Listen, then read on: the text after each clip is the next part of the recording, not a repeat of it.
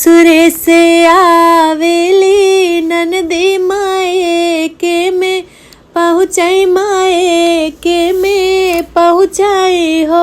सखिया भैली आंगनवा में ठाड़ता भैया के हेरैता भैया के हेरई हो। सखिया भैली आंगनवा में ठाड़ता बीरन के बोलावैता भैया के बोलावई हो।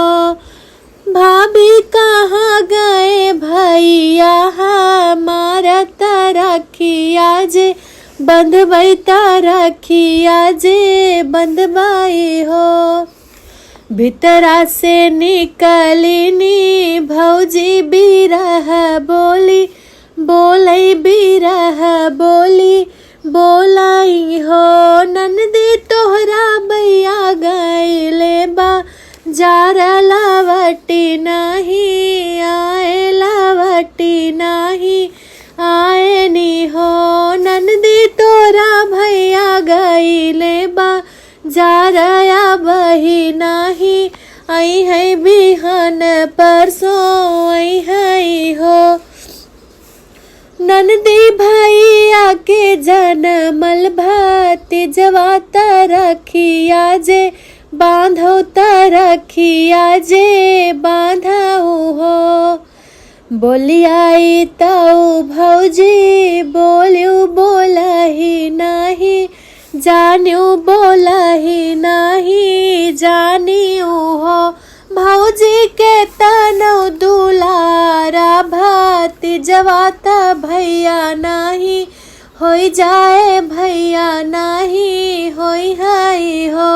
भौजी के तनो दुलारा भाती जवा भैया ना कही जय है भैया नहीं होई हाई हो। भौजी हमरे ताए कही भैया वाता रखिया उनके बनबैता रखिया उनके बंधबाई हो।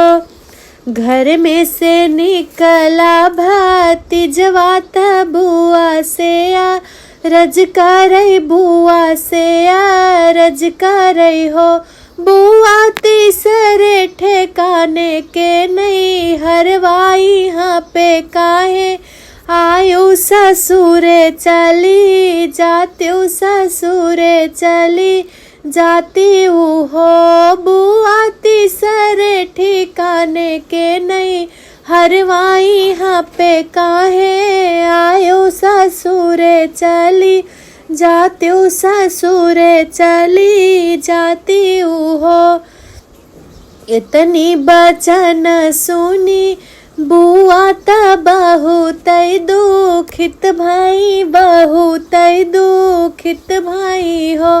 बहनी गिरेला नयनवा से आस आंगने बीच रोई आंगने बीच रोई हो। इतनी बचन सुनी माई त बेटी के समझावाई बेटी के समझावाई हो। बेटी भूली जा तू अपन भैया वातावरौ नहीं हरवाया वरौ नहीं हरवाऊ हो। बेटी भूली जा तू नहीं हरे के प्रेम आया वरौ भैया बिरनाया वरौ अपन बिरनाऊ हो।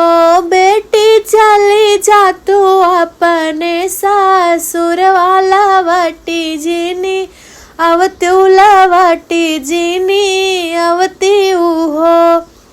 इतनी बचन बेटी सुनी तमाया से बोलई तमाया से बोलाई हो।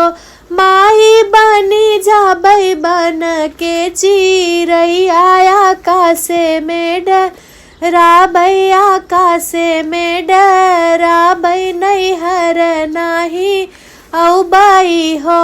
माई बनी जाबई बन के चिरई आया कासे में डराबई हो। माई बनी जा आबै बन के चिरैया नैहर नाही भूलै नैहर नाही बिसराई हो। माई देखै अबै भैया के महलिया त बाबा के गिचवाऊ हो। माई देखै अबै भौजी के लनवा नैहर नाही बिसरै नैहर नाही बिसराई हो।